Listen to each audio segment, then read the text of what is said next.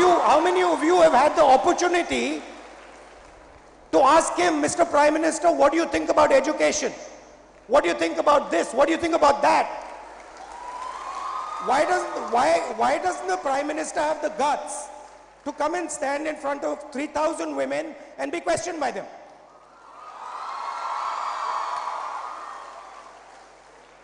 Sorry. It's okay.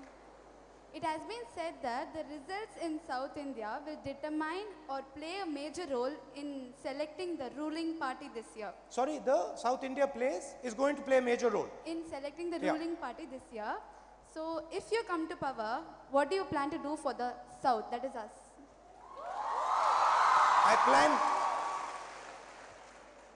today's government has a North India specific focus. They have a north centric view. I believe that all parts of India are equal and all parts of India should have equal say in the country's future. I mean, there's Mr. Chithambaram sitting here, right? He's from Tamil Nadu. He determined the economic future of this country for 10 years. So I believe that Tamil Nadu and South India must have a voice in Delhi in the national government, and the basic trajectory of the nation should include the feelings and the aspirations of the Tamil people, should include the sentiment and the history of the Tamil people. It should not be that the government of India is trying to subvert and crush the history, the language and the culture of the Tamil people. So that is broadly how I would think about it.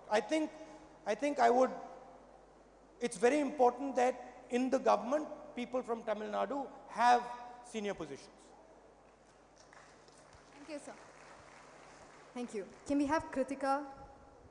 Hey Rahul. Hello. Hi. How are you? Fine, how are you? I'm well. Welcome to Stella Maris College. Thank you. So my question is, what according to you is the biggest hindrance to growth in India? Biggest hindrance to growth? Crony capitalism. The fact that huge amount of resources are captured by 15 or 20 people, and the mechanism of capture is corruption. So I would say that corruption and crony capitalism are a huge barrier to growth in India. I would also say that today there is a lack of a vision. India is looking inwards. India is fighting. India is divided. And when you are a divided nation, when you have anger in the nation, you cannot grow. So India has to realize its space in the world. Not only its space back home, but its space in the world. And what is India's space in the world? The world is dramatically changing. So we are moving from a United States-centric world to a United States, China, India, Russia-centric world, a multipolar world. And India has to have a certain degree of confidence on the international stage, right? Somebody once said, an Indian leader was asked, does India lean left or does India lean right? And the person said, no, India stands straight. So we don't need to lean towards one or the other, but we have to stand straight and we have to put our views on the table aggressively. So I think it's a lot to do with the mood, and it's a lot to do with a vision. Today, India lacks a vision. It is internally at war with itself. It's fighting with itself. Hindus are fighting Muslims, South is fighting North, East, Northeast is burning. That mood has to be changed.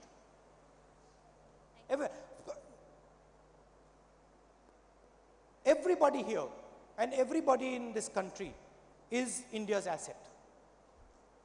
India has to utilize all these people if it wants to grow. It cannot say that certain people will have special status and certain people will have a poor status. So it has to carry everybody. And I think that is something that I'm very particular about, and our ideology, the ideology of the Congress party is very particular about that. Thank you. Next we have Mariam. Mariam.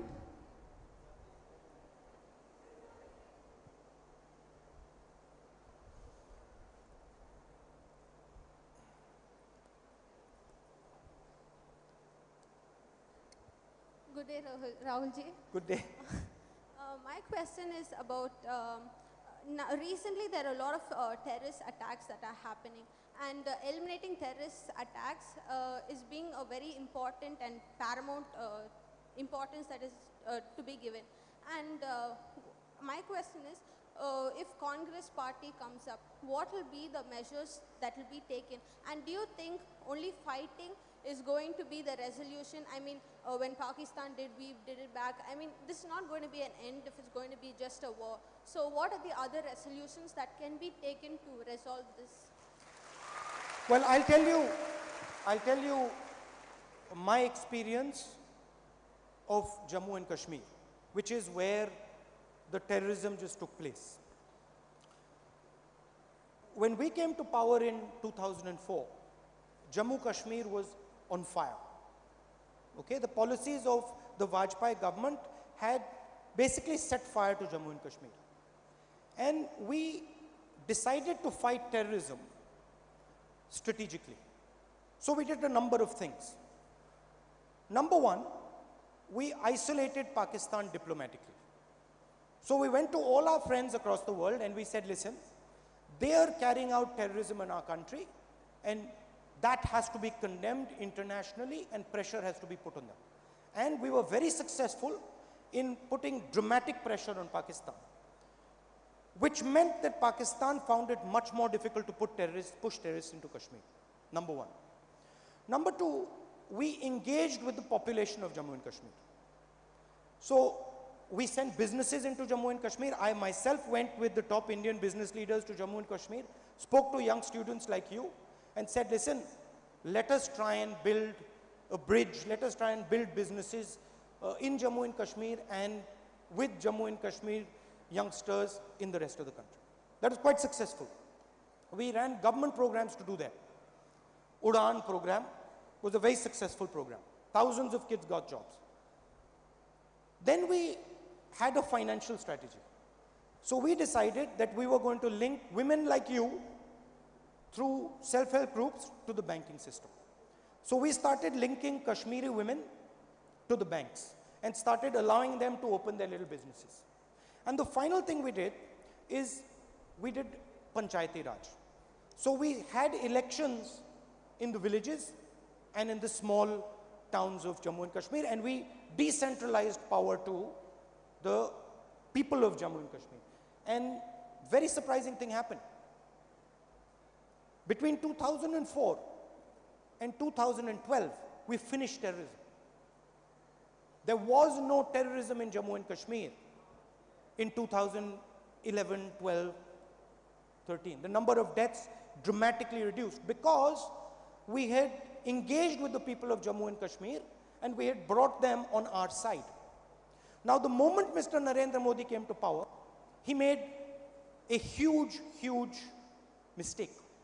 The mistake he made was he made an alliance with the PDP. And those are two parties which are diametrically opposed to each other. They did it just to come to power.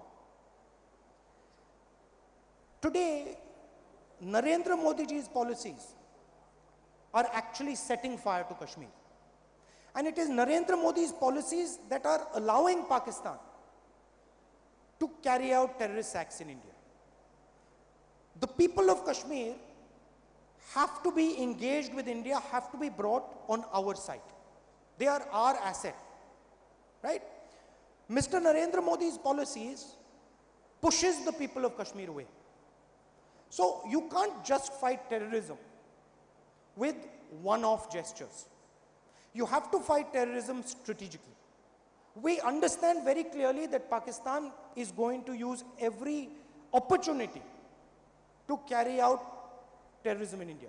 It is our responsibility to stop them from doing it. It is not good enough for us to say 45 CRPF people have died, now we'll do something. Why did you not stop those 45 people dying? That's the question. I understand that Pakistan is going to do it. It is the responsibility of the government of India to save our people's lives. And that is where the difference is. The problem is they do not do it strategically. So they do it for public opinion. They do it to get brownie points from the public, but they do not do it systematically, strategically. And that is the difference. When we did it systematically and strategically, we actually crushed terrorism in Jammu and Kashmir. You can look at the numbers.